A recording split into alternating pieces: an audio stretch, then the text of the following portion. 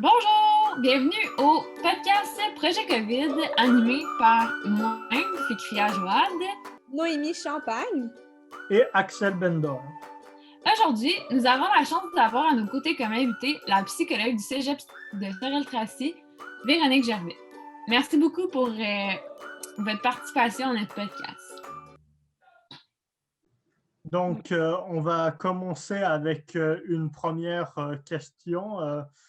Donc, en premier, on se demandait lorsqu'un étudiant avec l'envie de décrocher vient dans votre local pour demander de l'aide. Quel est le conseil principal que vous lui donnez pour qu'il n'ait plus envie de décrocher l'école? Peut-être pour commencer, la première chose, c'est que cette année, je n'ai pas pu avoir personne dans mon local. Tout s'est fait en ligne, mais disons, la première chose que je fais quand quelqu'un vient me voir et qu'il pense à décrocher, la première chose, c'est vraiment de voir la cause. Qu'est-ce qui peut expliquer que cette personne-là pense à décrocher? Puis il peut y avoir vraiment plusieurs raisons qui peuvent expliquer que quelqu'un pense à ça. Ça peut être un manque d'intérêt pour son programme, ça peut être des difficultés financières, ça peut être la charge de travail, la conciliation, le travail, l'école, la famille. Ça peut être aussi le fait d'avoir trop de cours, le fait d'être en ligne. Pour certaines personnes, ça demande quand même plus, vous le savez plus que moi probablement, là, mais ça demande plus de travail pour certains. Des fois, c'est aussi le fait d'avoir une difficulté dans un ou des cours, puis des fois, le fait d'être en ligne, ça a pu accentuer aussi ces difficultés-là. Des fois aussi, c'est le fait de ne pas avoir de lieu d'études, le fait d'avoir de la misère à gérer son temps, des difficultés personnelles. Fait que la première chose, c'est vraiment de voir la cause. Puis après, c'est de voir est-ce qu'il y a des services au cégep ou ailleurs qui pourraient être offerts, qui feraient en sorte qu'on pourrait s'attaquer à cette cause-là, puis éviter justement de décrocher. Ça peut être d'aller... les services au cégep ont pas... Ils ont continué, même si c'est à distance pour la plupart. Il n'y a rien qui a été interrompu à ce niveau-là. Et ça peut être d'aller voir le conseiller d'orientation, d'aller au bar, au CED, d'aller voir son API. Puis si c'est des difficultés plus au niveau personnel, là, à ce moment-là, c'est vraiment d'aller voir, premièrement, d'écouter la personne, de lui offrir du support, puis de voir qu'est-ce qui l'a déjà aidé dans le passé, c'est quoi ses stratégies. Des fois, ça peut être des difficultés personnelles. Je pense à l'exemple des personnes qui feraient des attaques de panique. Bien là, à ce moment-là, on va aller un petit peu plus loin, puis on va aller vraiment plus faire un traitement à ce moment-là. Si c'est vraiment quelqu'un qui veut quitter le cégep pour une raison de force majeure, qui a vraiment là, quelque chose dans sa vie, exemple un décès ou une maladie ou tout ça, il y a la possibilité de demander un incomplet. Ça, c'est signé soit par le médecin ou ça peut être par moi. Puis ça évite d'avoir un échec parce que ce qu'on ne veut pas, c'est pénaliser. Si la personne veut revenir, on ne veut pas qu'il y ait un échec. Puis aussi avec la COVID, le ministère a mis en place, on appelle ça un incomplet COVID. On n'a plus besoin de demander à un médecin ou un psychologue. La formation à distance est trop difficile pour moi. Je préfère arrêter. Puis pour ne pas pénaliser, pour ne pas nuire à la cotère, mais on peut demander un incomplet COVID. C'est un formulaire à compléter en contactant les API. Donc, c'est vraiment de voir c'est quoi les causes, puis ça va amener vraiment différents conseils là, selon la cause. Parfait. Puis je me demandais, depuis le début de la pandémie, est-ce que vous avez remarqué une cause qui était plus en jeu qu'habituellement? C'est vraiment, vraiment large. C'est sûr que la motivation, là, c'est la fatigue des écrans, le fait d'être tout seul, l'isolement, c'est quand même quelque chose qui a été beaucoup nommé. Mais des fois, c'est l'absence de connaissance des services. Le fait de ne pas être sur place, ben, c'est plus difficile de connaître les services aussi. Fait que tout ça mélangé ensemble, je dirais que c'est un peu ça le portrait qu'il y a eu cette année. Parfait. Puis est-ce que vos rencontres, dans le fond, est-ce que vous les préféreriez plus quand ils étaient à distance, ou quand ils sont à distance ou quand ils étaient en personne, dans le fond? Comment l'échange se passe? Ma préférence à moi, en présence, ouais. clairement. Mais en même temps, à distance, les personnes sont dans leur environnement. Fait qu'ils n'ont pas à s'adapter à mon environnement à moi. Fait que des fois, ça a permis d'aller plus vite au niveau du dévoilement. Puis des fois aussi, ça m'a permis de voir l'espace où la personne est. Puis même des fois, ça a été un outil d'intervention. C'est de remarquer certaines choses. Fait que c'est ça. Puis j'ai remarqué aussi que pour les hommes, les garçons ou les personnes qui s'identifient au sexe masculin, ben, des fois, c'est plus facile de le faire en ligne.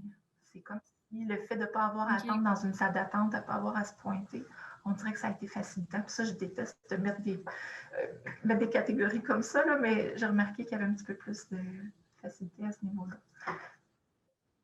Ben, c'est intéressant, mais est-ce que vous avez remarqué justement qu'il y avait plus d'hommes ou en tout cas de personnes qui s'identifient au sexe masculin depuis le début de la pandémie qui est venu vous je sors mes statistiques à la fin de l'année, là, fait que je ne les ai pas, mais oui, il y a eu cette impression-là. Puis on se parle entre intervenants des autres cégeps, puis ça a été observé aussi ailleurs. C'est pas seulement ici. C'est quelque chose probablement que moi je vais continuer à garder comme option quand on va un jour revenir à la normale. Je pense que je vais garder ça comme option de l'offrir comme un choix, si ce n'est pas possible de venir sur place. On avait une prochaine question. Dans le fond, c'était avez-vous constaté une différence dans le moral des étudiants qui vous rencontrent depuis mars 2020, le début de la pandémie? On a pu comprendre que oui, un peu, justement. Mais... Oui, mais vraiment, il y a eu une différence. La pandémie, bien, vous le savez, là, ça a changé vraiment beaucoup de choses. Ça a changé beaucoup au niveau des sources de plaisir qu'on peut avoir, les activités qu'on peut faire, au niveau social aussi. La façon d'apprendre aussi, fait que ça demandait beaucoup d'adaptation. J'ai vraiment vu une différence, mais c'est surtout dans moi j'appelle ça les choix de réponse qu'on peut avoir quand ça ne va pas bien. On a comme des choix de réponse de ce qu'on peut faire pour aller mieux, mais c'est comme s'il y en avait beaucoup moins que d'habitude. Puis en plus, il fallait s'adapter à quelque chose qu'on n'a jamais vécu. Fait que c'est sûr que ça a eu un impact.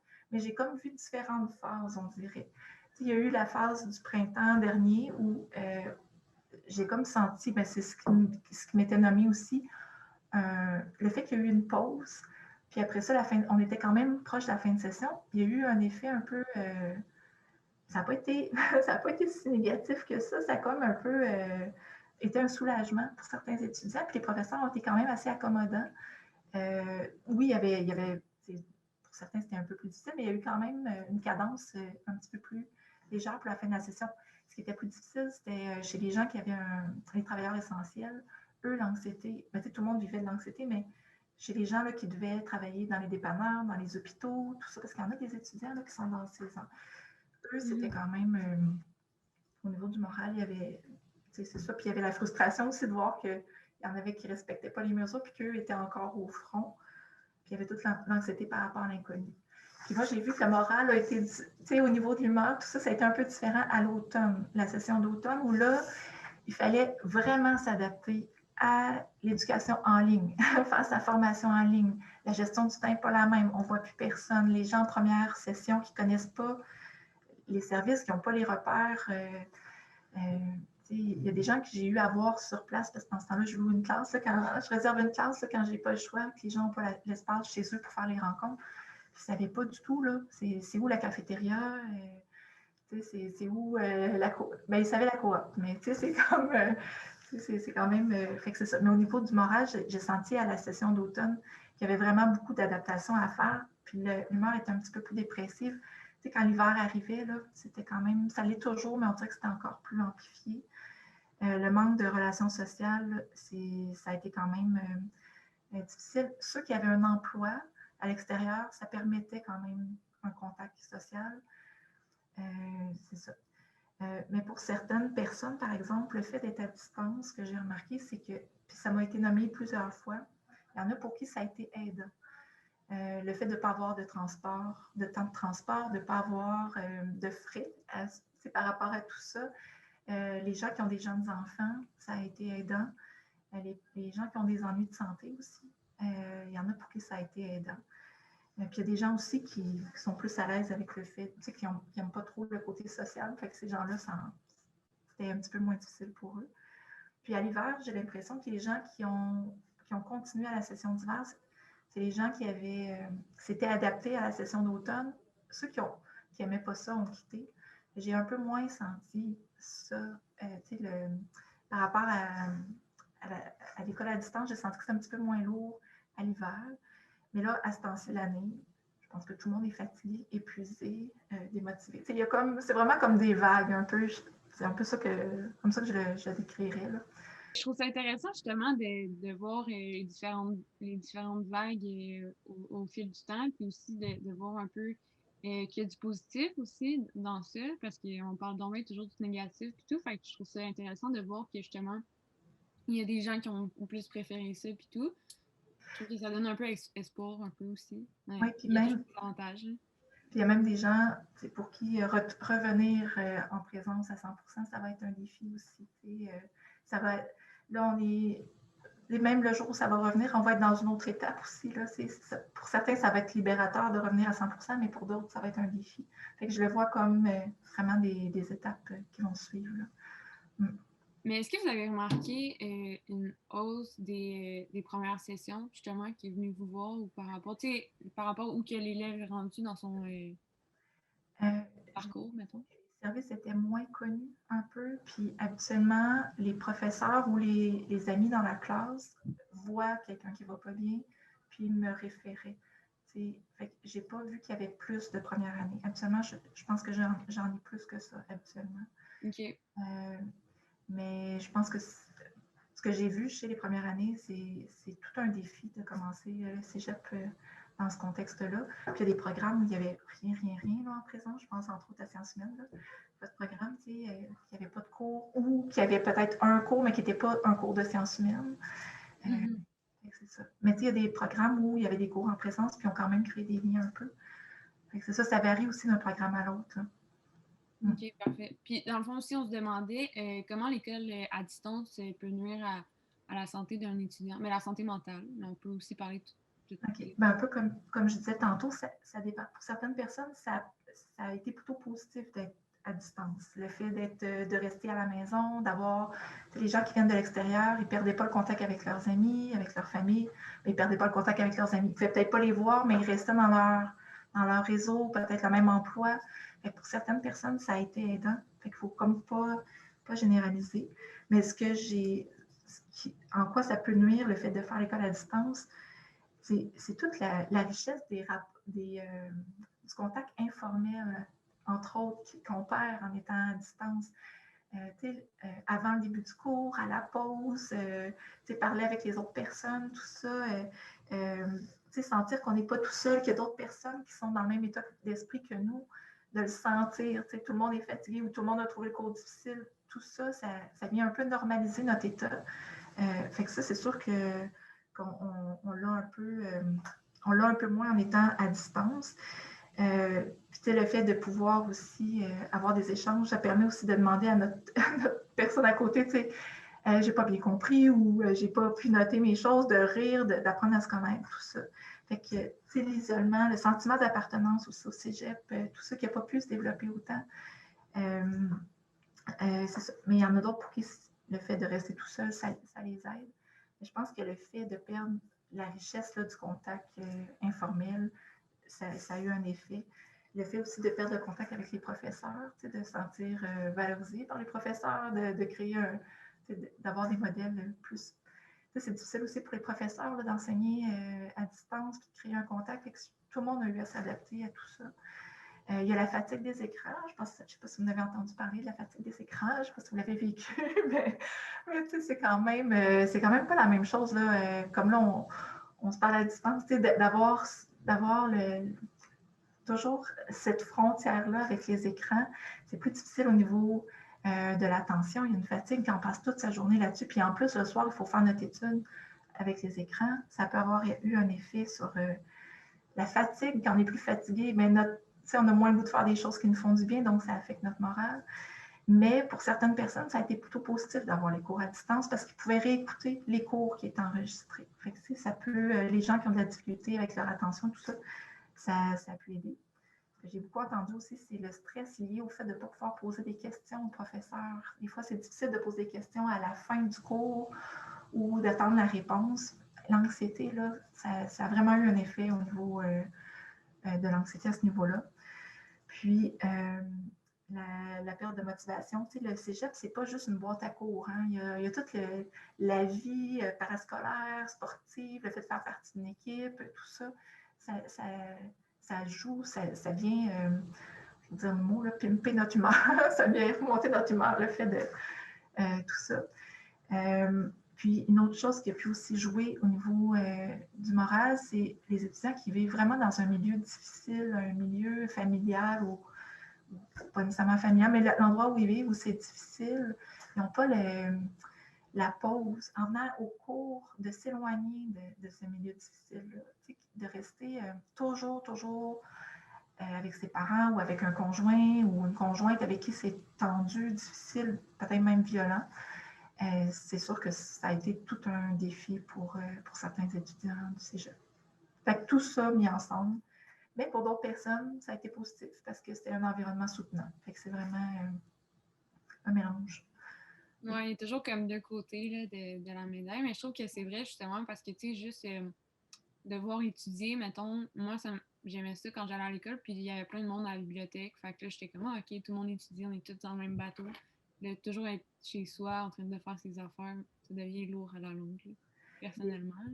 Puis des fois, l'impression d'être un peu tout seul, d'être surchargé, on peut savoir qu'il y en a d'autres, mais de sentir que les autres sont dans le même état, ça a quelque chose de confirmer, hey, je ne suis pas toute seule, puis on se soutient là-dedans, c'est normal que je me sente comme ça. C'est vrai. Ça a un effet sur notre humeur aussi. Là. C'est sûr que c'était plus encourageant, par exemple, de faire nos travaux vraiment en présence à l'école, mais... Oui. Ouais. C'est tout un défi pour vous autres, là. Oui. Donc, les élèves qui participent à des activités parascolaires comme du sport et du théâtre que vous avez dit, genre, ils ont moins tendance à se sentir seuls là, à cause qu'ils sont plus entourés d'activités et de choses à faire. C'est qu'habituellement, ça va aider à la persévérance scolaire. Le fait de faire partie d'une équipe, d'apprendre à se découvrir des forces, de faire partie d'une équipe sportive ou socioculturelle, de s'impliquer à l'association étudiante, ça va continuer tout ça, mais c'est au Magasin du Monde, au Collectif 21, tout ça. Le fait de s'impliquer, ça crée un sentiment d'appartenance qui va faire en sorte que si je pense à décrocher, mais je vais peut-être y penser à 2 fois parce que, j'ai le goût de continuer à faire partie des rebelles, j'ai le goût de continuer à faire de la danse ou c'est ça. Fait que puis ça crée des liens, ça permet de se découvrir des forces. Fait que c'est dans ce sens-là, le cégep, c'est vraiment, on le dit tout le temps, c'est pas une boîte à cours, c'est pas je viens juste faire mon cours et je repars. Il y a plein d'autres choses qui font en sorte que ça nous tient au cégep. Puis ça joue sur la persévérance scolaire. C'est vraiment important, les activités parascolaires. Vraiment, vraiment. C'est un peu triste qu'il n'y ait pas pu, avec les mesures, il n'y avait pas de possibilité comme il aurait voulu. Là.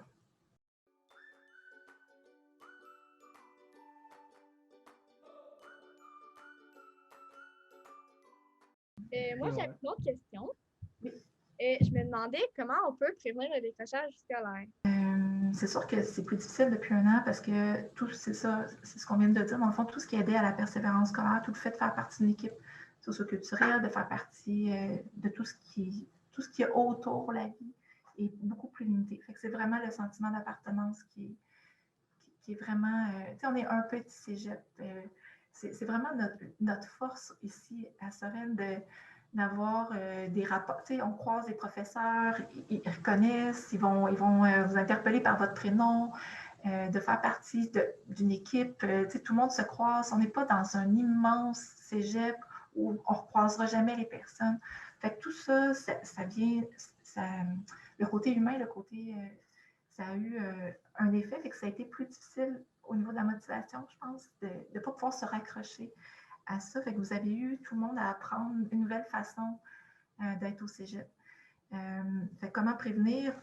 La première chose que je dirais, c'est la plus importante, c'est de choisir un programme qui nous intéresse. Pas un programme qui nous a été qu'on choisit parce qu'on se dit ça va me permettre de rentrer dans tous les programmes.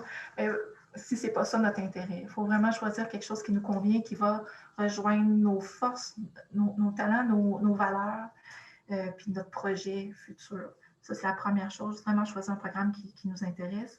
La deuxième chose, au niveau du décrochage, c'est de se souvenir pourquoi on a choisi ce programme-là, puis d'avoir des objectifs à moyen long terme. mais de s'en mettre aussi des plus petits à court terme, puis de se récompenser quand on les atteint, ces objectifs-là. De donner vraiment un sens à nos études.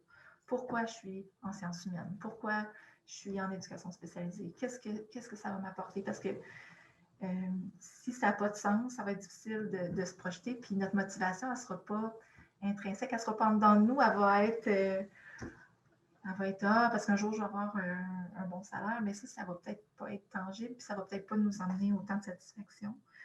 De ne pas hésiter à aller chercher de l'aide. La première personne vers qui on devrait aller quand c'est difficile dans un cours, c'est nos professeurs. C'est eux qui détiennent vraiment toute l'information au niveau des cours, de ne pas hésiter. Puis c'est sûr que ça a été plus difficile à distance. C'est pour les professeurs d'avoir à répondre par écrit, c'est vraiment plus long que d'avoir à répondre comme ça rapidement à la fin d'un cours. C'est sûr que ça a demandé beaucoup d'adaptation pour vous et pour les professeurs, mais de ne pas hésiter à les interpeller. Des fois aussi, une façon de persévérer, de ne pas décrocher, c'est de voir, en allant voir son aide pédagogique individuelle, des fois, d'évaluer son cheminement puis voir est-ce que je pourrais prolonger. Tu sais, c'est difficile dans le contexte. Est-ce que je pourrais prolonger mon parcours sur 2 ans ou 3 ans, tout dépendant le programme dans lequel on est. Ça peut être, des fois, il y a des options qu'on ne pense pas, mais qui peuvent aider ou peut-être je pourrais me prendre un cours d'été qui ferait que j'allégerais ma prochaine session qui va être plus difficile. Fait que de voir, dans le fond, qu'est-ce qu'il y a comme service au cégep qui peuvent aider. Est-ce que j'ai des difficultés en français? Je peux aller au CAF. J'ai de la misère avec ma prise de notes ou tout ça. Il y a le bar, j'ai de la misère avec ma gestion de temps, avec ma gestion du stress. Il y a les TES au CED qui sont là pour ça. Je me questionne sur mon programme d'études, d'aller voir le conseil d'orientation. Il y a plein de services. Puis de ne pas oublier aussi notre entourage. Il y a peut-être des personnes autour de nous qui sont vraiment disponibles pour nous encourager. C'est ça, de ne pas hésiter à leur en parler. Comme j'avais parlé un petit peu plus tôt, si ça ne va vraiment pas, l'apprentissage en ligne, mais il y a les incomplets COVID. Là, le ministère a vraiment prévu le coup. Si on a des difficultés plus grandes en lien avec un cours ou l'ensemble de nos cours, de ne pas hésiter à demander un incomplet pour COVID. L'idée, c'est de ne pas avoir des échecs puis de maintenir un lien avec l'école sans briser notre rêve, notre objectif de rentrer, pour ne pas affecter notre cotaire.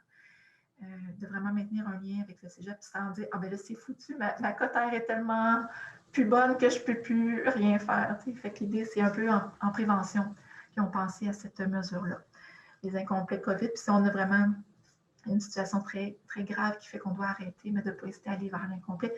Fait que c'est un peu comme je disais tantôt, c'est de voir vraiment la cause, puis d'aller vers les bons services là, à ce niveau-là. Puis pas hésiter à aller chercher de l'aide. Là. Je trouve ça intéressant, justement, plusieurs aspects, dans le fond, que vous avez dit, mais aussi le fait, justement, avec beaucoup le contact humain. C'est juste le fait, justement, qu'on était un petit cégep. Moi, de mon expérience à moi, j'ai déjà été aller voir mon petit qui est super grand comparativement à Sorel, puis j'ai vu, justement, la différence, puis je trouvais que ça avait un impact positif, justement, sur ma motivation. Ou juste encore, si on pense à la pandémie qui est un peu indispensable, ça aussi, je trouve que justement, le contact humain, le fait de l'appartenance, je trouve que c'est vraiment des points tournants parce que je peux justement même témoigner par rapport à ça. Fait que je trouve ça important, justement. Puis c'était un peu contre nature pour nous. Puis on est tellement un cégep vraiment proche des étudiants. De se retrouver comme ça, à devoir faire à distance, c'est quand même... pour nous là, qui travaillons au cégep, c'était quand même tout un défi parce que c'est justement ça. D'habitude, on est... ça peut se passer dans le corridor. Aussi, je trouve ça vraiment intéressant ce que vous avez dit. Puis j'ai vraiment aimé aussi que vous avez comme référé des sources, là, comme de ne pas hésiter à aller parler à telle personne, notre famille. Puis j'aime vraiment ça, le fait que vous le dites, là, parce que c'est important, je pense, de le savoir. Là. De ne pas hésiter, de ne pas garder ça pour soi. Parce que c'est là qu'on se met à ruminer, puis à tourner ça dans notre tête. Puis quand on se met à ruminer, on s'enfonce un peu plus là, dans le problème. Mais il y a plein d'options pour aller mieux. Là. C'est vrai, puis en plus, c'est beaucoup vu comme un tabou. Les gens veulent vraiment tout garder pour eux. Ils veulent genre surmonter par eux-mêmes. Mais je pense qu'on va tellement mieux quand justement on utilise les ressources qui sont là. Puis on met toutes les chances sur notre bord pour réussir puis persévérer quand même quand c'est pas facile. Parce que je pense que justement, c'est pas toujours facile. On se demandait après en quoi les enseignants peuvent influencer les élèves à risque de décrocher scolairement. Mais comme je disais tantôt, les professeurs sont vraiment, vraiment importants. C'est eux qui transmettent la matière, puis c'est eux qui peuvent le mieux répondre aux questions en lien avec la matière. Puis c'est sûr que il y a différentes façons d'enseigner. Chaque professeur a sa façon d'enseigner, puis il y en a qui conviennent mieux à certains, il y en a d'autres qui conviennent moins. Selon notre façon d'apprendre, ils peuvent pas plaire. Leur méthode ne peut pas plaire à tout le monde, mais c'est sûr de varier en variant leur façon de transmettre l'information, ils augmentent les chances de couvrir, de répondre aux besoins de plus d'étudiants. Pour les professeurs, c'est sûr qu'en reconnaissant beaucoup vos forces, c'est sûr c'est plus difficile de le faire à distance parce qu'ils vous connaissent moins, mais en reconnaissant vos forces, puis en valorisant le processus d'apprendre et non seulement le résultat. Pas juste la note ou tout ça, mais le processus. Comme il y a un professeur en sciences qui avait fait faire un exercice à ses étudiants, il les a forcés à travailler en équipe, puis c'est comme vous avez tout le monde la meilleure note ou tout le monde vous avez 0, mais il faut que vous travaillez ensemble. L'objectif, c'est d'apprendre à travailler ensemble. Mais j'ai trouvé ça, c'est génial, ça. C'est vraiment valoriser le processus et non seulement le résultat. Fait que ça, c'est quelque chose qui... c'est pas juste le résultat final, mais tu sais, comment on apprend, c'est quelque chose qui peut aider. Tout ce qui est, pour les professeurs, qui peut aider, c'est tout le fait d'être clair au niveau des plateformes, les échéanciers, de ne pas trop changer. Ça, c'est quelque chose que j'ai souvent entendu, là, à quel moment ils répondent. Exemple, moi, je ne réponds pas la fin de semaine, mais que ce soit clair. Tu sais. Ça, c'est parce que ça avait un effet au niveau de l'anxiété chez les étudiants d'attendre des réponses puis d'apprendre après coup que, bon, ben, c'est pas un moment où ils répondent. Il est plus difficile, c'est sûr, pour les étudiants, les professeurs de déceler le non-verbal. Des fois, je pense qu'il y a des cours où les caméras sont fermées, tout ça. C'est plus difficile d'avoir le pouls dans une classe. On le voit quand tout le monde se met à gigoter sur sa chaise ou c'est plus facile de voir où tout le monde a l'air d'avoir des points d'interrogation dans les yeux. C'est plus facile pour le professeur de comprendre que la classe, il y a quelque chose qui se passe.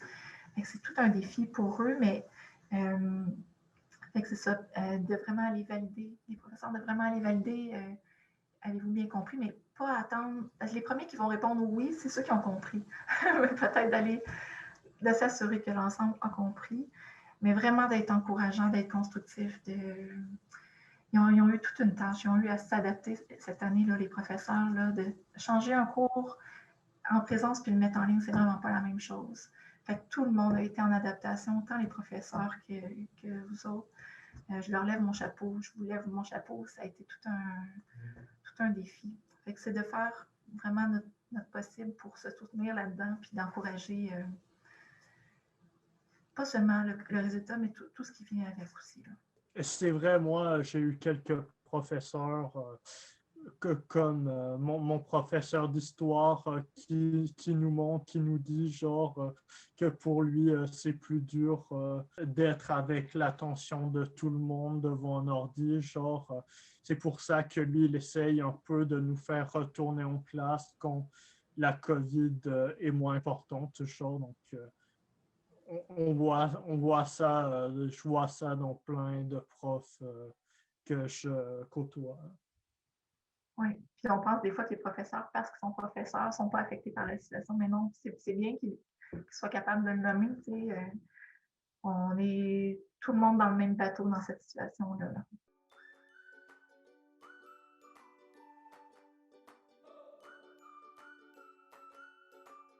On se demandait aussi si l'arrivée à l'université l'arrivée à l'université des étudiants qui ont un risque de décrocher scolairement, est-ce que ça augmente leur stress? Genre, c'est-tu un des facteurs qui augmente le stress de décrocher à l'arrivée à l'université? Bien, c'est toujours une étape. Un des déclencheurs de stress, c'est la nouveauté.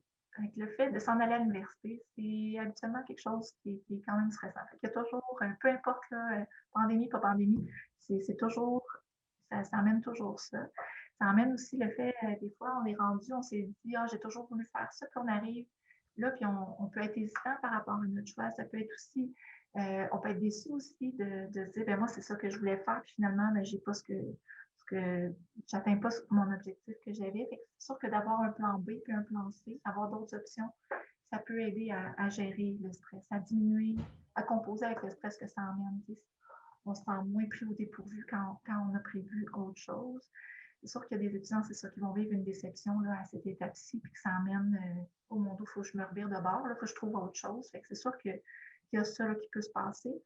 Mais pour d'autres personnes, c'est je l'entends quand même là, à chaque pas mal là, à ce temps-ci de l'année, là, je ne peux plus lâcher. Là, je suis épuisée, je suis à bout, j'ai plus de motivation, mais je ne peux pas lâcher à ce moment-ci. Je suis tellement rendue proche de mon objectif, j'arrive à la fin de mon diplôme. Fait que ça a un effet aussi dans la démotivation, ça a un effet motivant. Je peux dire ça comme ça. Je veux dire, je suis rendue à la fin. Ça devient concret. Là. Les gens qui reçoivent leurs réponses, hey, je m'en vais là, je m'en vais vers ça.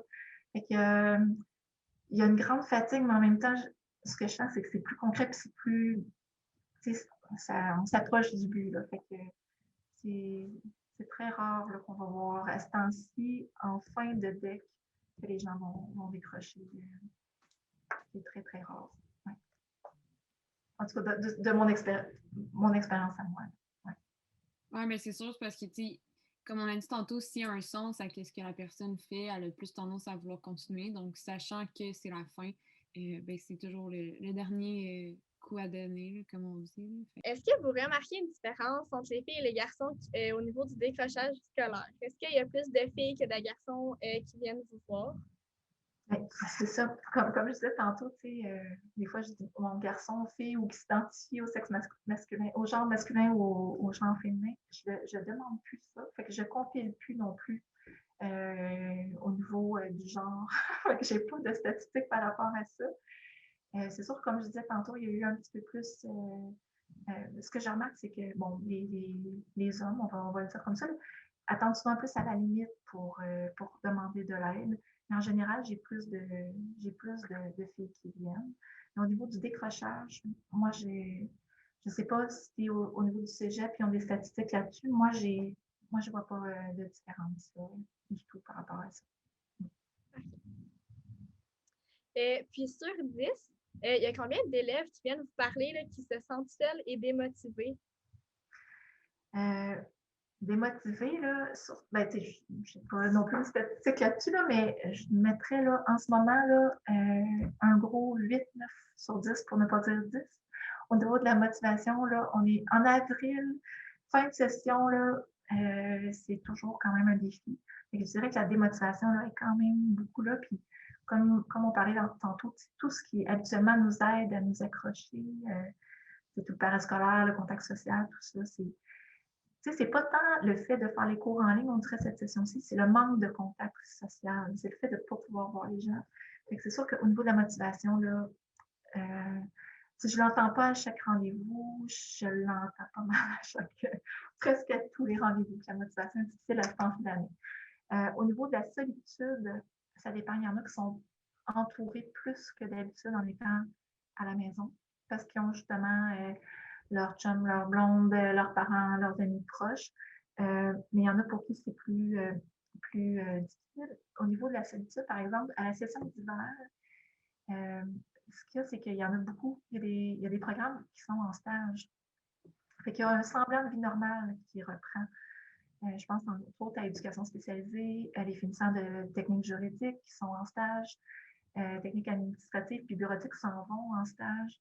Fait qu'il y a comme la solitude, c'est pas juste être entouré.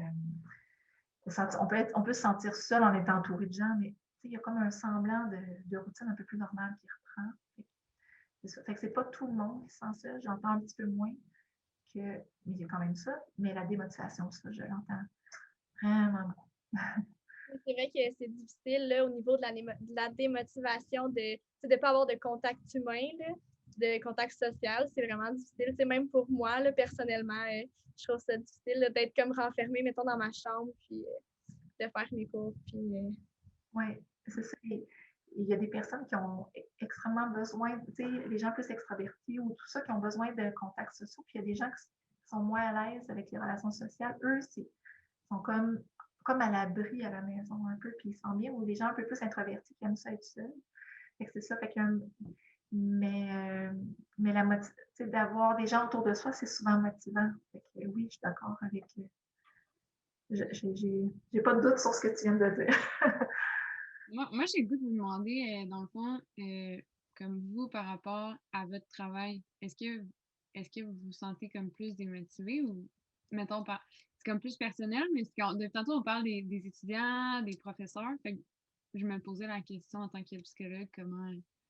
Ben, tu sais, j'ai pas choisi de travailler dans un bureau privé parce que j'aime ça qu'il y ait de la vie de l'autre côté de ma porte. J'aime ça entendre rire, j'aime entendre que je suis à la vie étudiante, j'aime ça entendre qu'il se passe quelque chose. Si j'avais voulu travailler toute seule, j'aurais choisi d'aller dans un bureau privé. Fait que si moi, c'était toujours comme ça, c'est sûr que je, je trouve qu'il manque un peu de richesse dans mon travail. J'aime ça quand quelqu'un arrête à ma porte puis allô, allô Véronique, comment ah, je voulais te dire telle affaire ou ah, j'ai été acceptée à l'université. Puis là, il n'y a pas ça. Fait que aussi, ça enlève du piquant dans mon travail. Puis j'ai eu à travailler de la maison aussi un bout. J'ai à combiner. Ça aussi, c'est un défi. Parce qu'au niveau de la confidentialité, c'est pas la même chose. Faut vraiment que je fasse attention à tout mettre tout respecter. Et ça a été une adaptation, mais ça me manque aussi d'avoir des collègues de travail qui sont là parce que la majorité sont à distance. Fait que, ouais. Fait que la réponse, c'est pas mal moins intéressant. Le contact avec les étudiants, ça reste, mais c'est le côté, moi aussi, le côté informel. C'est ça qui me manque. Est-ce que la famille, elle a un grand impact sur la motivation de l'élève s'il est dans un bon ou un mauvais milieu familial? Oui, c'est ça. Ça dépend vraiment de la qualité du lien avec la famille.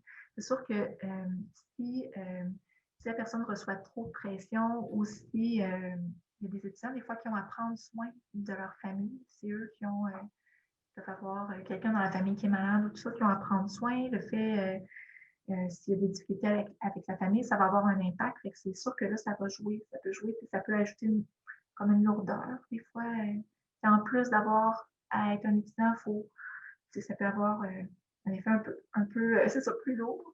Mais aussi, la famille peut aider en étant soutenant, en donnant une structure, en étant motivant. Mais ça peut aider aussi la famille. Les membres de la famille connaissent beaucoup, tu sais. Fait que ça peut aider au niveau du choix de carrière. On dirait, tu as telle force, toi, tu sais pas en quoi tu veux t'en aller, mais moi, depuis que tu es tout jeune, tu sais, je te vois être bon en dessin ou je te vois être bon avec les gens. Ou tout ça. Fait que ça peut avoir un effet au niveau pour clarifier le choix professionnel. Fait que ça dépend vraiment beaucoup du lien avec la famille. C'est sûr qu'il y a tout. C'est ça. Il faut faire attention aussi, par exemple, à la pression. Là. On veut que ça soit soutenant, mais on ne veut pas que ça soit je t'aime à condition que tu as des bons résultats. Là. On ne veut pas que ce soit ça non plus. Mais oui, en général, la famille est vraiment importante. Pour moi, c'est vrai, ma famille, elle a beaucoup été soutenant avec moi. Genre, c'est vrai, regardez, j'étais bon quoi, donc bon ça, donc je suis obligé d'aller en sachant à cause, je peux rien faire de mieux. Mais à force d'avancer dans mon parcours, j'ai vraiment changé de ce qu'il voulait au début. Genre, je veux travailler en histoire maintenant, mais peu importe, ma famille va me soutenir, peu importe mes choix. Oui, parce que des fois, ils peuvent avoir une vision de toi qui n'est pas nécessairement collée à tes intérêts non plus. Tu peux avoir un talent là-dedans, mais pas d'intérêt. Fait que c'est ça. Fait qu'ils, ils peuvent nous aider, mais ultimement, c'est vous autres qui prenez la décision aussi. Mais si on a beaucoup parlé de la démotivation avec l'école à distance et tout, mais est-ce que dans le fond, est-ce que vous pourriez faire un lien entre l'isolement et avoir envie de décrocher l'école depuis 1 an, dans le fond. Ben, en fait, dans ce que vous entendez dans votre bureau, ben, durant vos conférences. Ben, l'isolement, le fait d'être isolé, c'est sûr que ça. C'est pour la majorité de ceux que moi j'ai vus, c'est sûr que la majorité, c'est plus lourd. C'est ça. Mais il y en a pour qui ça a été soulageant. C'est ça. Les personnes qui trouvent ça difficile, qui sont pas à l'aise. C'est ça. Fait que c'est un peu, ça dépend. Ça dépend vraiment de chaque personne, mais là, on dirait que ça fait quand même 1 an qu'on est quand même isolé. Là. Fait que la majorité des gens trouvent ça plus lourd. C'est vraiment la plus grande majorité des gens. Je ne sais pas si ça répond un peu à la question, mais au niveau de la motivation, à force de ne pas voir beaucoup de monde, c'est ça. Mais c'est pas tant de voir des gens dans la classe, c'est de voir des gens dans l'informel. À l'extérieur, oui. C'est ça. C'est plus ça que j'entends qui manque. J'aimerais ça pouvoir aller voir mes amis, j'aimerais ça voir les gens de mon programme, j'aimerais ça connaître des gens de mon programme parce que j'en connais pas encore, puis j'ai fait 1 an. C'est ça. Ouais. Mais c'est aussi qu'on dirait qu'on ne voit plus la fin, dans le sens. Ça, Ouais. c'est mieux, c'est pas mieux, c'est mieux. Est-ce qu'il va y avoir 10 vagues? Ça commence à être un peu démotivant. On va espérer que non. On va espérer que la vague qu'on a en ce moment, ce soit la dernière.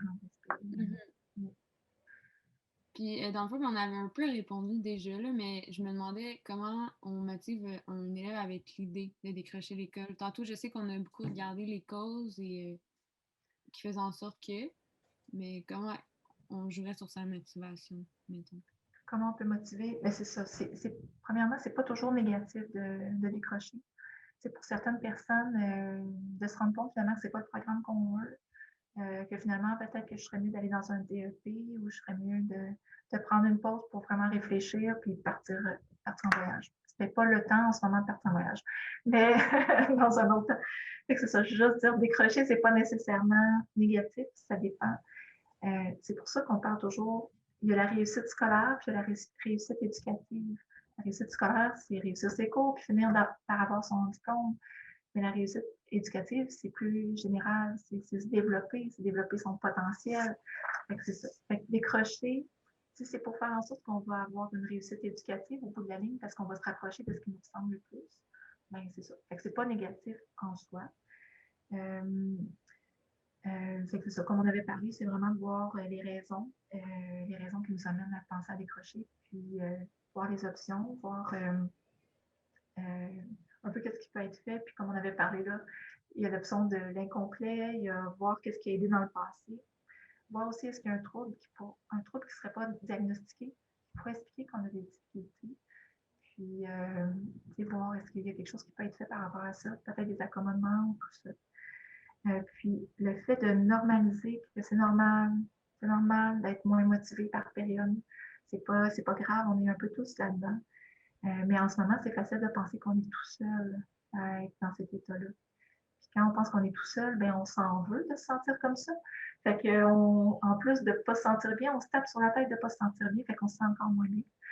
Puis, depuis la pandémie, est-ce que vos heures de travail ont augmenté? Puis, si oui, de combien d'heures environ? Mes heures n'ont pas augmenté. Moi, je suis à temps partiel. Mon poste est un 4 jours semaine que je fais durant la session. Dans le fond, je suis là comme l'équivalent d'un 5 jours semaine. Mais je ne suis pas là l'été, je ne suis pas là l'hiver. Je suis comme à temps partiel. Ce qui a été différent, c'est qu'on m'a si j'ai à faire du temps supplémentaire maintenant, je peux le faire. C'est un peu comme ça que ça a été géré, mais je n'ai pas eu une hausse de demande. Ça a été même peut-être un petit peu moins que les autres années. J'ai l'impression que c'est le fait de ne pas être sur place, de moins connaître les services, que les amis, les profs, il y a peut-être eu moins de repérage des personnes qui étaient en difficulté. Il y a des personnes aussi pour qui ça va mieux d'être à la maison. Puis, bon, avec ce que j'ai autour de moi, ça va suffire. Fait qu'il y a pas, on n'a pas augmenté mon nombre d'heures. Je ne sais pas si éventuellement ça va être changé, mais pour l'instant, c'est resté pareil. Ouais. Mais je trouve ça intéressant quand même parce que on voulait justement inviter un autre psychologue, mais du secondaire. Puis lui m'a dit justement qu'il n'était pas disponible du tout parce qu'il y avait vraiment trop de travail en ce moment. Puis justement, ça avait rapport avec beaucoup la pandémie parce que depuis un an, il était surchargé puis il dit qu'il n'avait pas le temps pour nous. Fait que je trouve ça fou parce que c'est comme vraiment les deux. Mais c'est vrai que avec le contexte puis tout, c'est moins facile de voir l'accessibilité au service. Puis, oui. Au départ, je me posais des questions. Je me disais, mon Dieu, qu'est-ce qui se passe? Puis, c'est ça, dans les autres cégeps aussi, ça a été un peu le même effet. Okay. Le fait d'être, peut-être qu'on est moins visible, peut-être que j'aurais dû mettre plus de promotion, tout ça, mais c'est ça. Ça a été un peu comme ça dans l'ensemble du réseau. Il y a des périodes de pointe, là, il y a des périodes où il y a vraiment beaucoup de demandes. Là. Mais si on regarde de façon générale, ça a été. Puis au secondaire, la différence, c'est que les étudiants sont sur place aussi. Fait que c'est ça, c'est plus facile de voir ceux qui vont moins bien. Tandis que quelqu'un qui est en larmes chez lui, ben, il va être tout seul puis personne ne va le voir. Là. Il n'y a pas quelqu'un qui va dire hey, viens, on va aller voir Véronique. C'est ça. Puis, dans le fond, vous avez parlé de période de pointe, mais ça, c'est quand exactement, mettons? Ben, habituellement, c'est pas mal là, autour de la semaine 10-12. Habituellement, c'est pas mal là qu'à chaque session, c'est toujours un peu la même chose. En novembre puis en avril, là, habituellement, c'est les périodes où il y a plus de demandes. Mais ça, c'est pandémie, pas pandémie. Là. C'est toujours un peu comme ça. C'est la période. Moi, c'est la période où tout est à faire là, de la session. Là. Il y a beaucoup de choses qui se passent en même temps. C'est ça. Je pense que je n'ai pas besoin de vous convaincre. Là. Non. C'est souvent là qu'il y a plus de demandes. Parfait. Puis dans le fond, ben, la dernière question, on se demandait, est-ce que c'est plus difficile pour vous de motiver les étudiants avec la pandémie ou non? Ben, oui, je pense que oui. Moi aussi, comme je disais tantôt, moi aussi, j'ai eu à m'adapter à la situation. Puis, habituellement, j'avais comme toutes mes plein d'options de choses qui peuvent motiver. Au cégep, il y a telle affaire, tu pourrais aller voir telle personne, ou dans la classe la prochaine fois. Puis là, c'est comme si je me suis retrouvée, surtout à l'automne, que j'ai eu à m'adapter. Mon Dieu, mes réflexes. Habituellement, mes options pour que quelqu'un se sente plus, développe un sentiment d'appartenance au cégep, tout ça, je les avais plus. Puis les options de dire, OK, ben, dans ta vie personnelle, toi, tu aimes aller au cinéma, OK, bon. Fait que ça a été vraiment, ça a été un défi, là. C'est un défi pour tout le monde, mais c'est ça, c'est comme si c'était un petit peu plus difficile, en tout cas pour moi. J'ai eu, c'est ça, le contact à distance, à m'habituer à ça aussi. Fait que c'est ça. Là, à un moment donné, ça finit par devenir comme habituel. Là. Mais ça a été quand même. Le contact n'est pas aussi chaleureux et intime, je dirais, qu'à distance. C'est plus facile de dire. En tout cas, c'est plus facile d'avoir une distance en étant à distance. Mon Dieu, que ça se répète mon affaire. Mais c'est ça. Fait que oui, ça a été un petit peu plus difficile pour moi de me motiver. Fait que c'est ça. Mais je suis de nature à croire qu'on peut s'adapter à pas mal d'affaires. Fait que j'ai vu, ça a été au départ plus difficile, mais maintenant, c'est quand même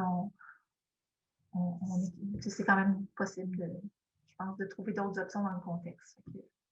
Mais moi, j'ai une question aussi. Je me demandais, pour les gens, mettons, là, qui aimaient aller au cinéma, comme que vous avez dit tantôt, ou peu importe, c'est quoi les conseils que vous avez remplacés, mettons?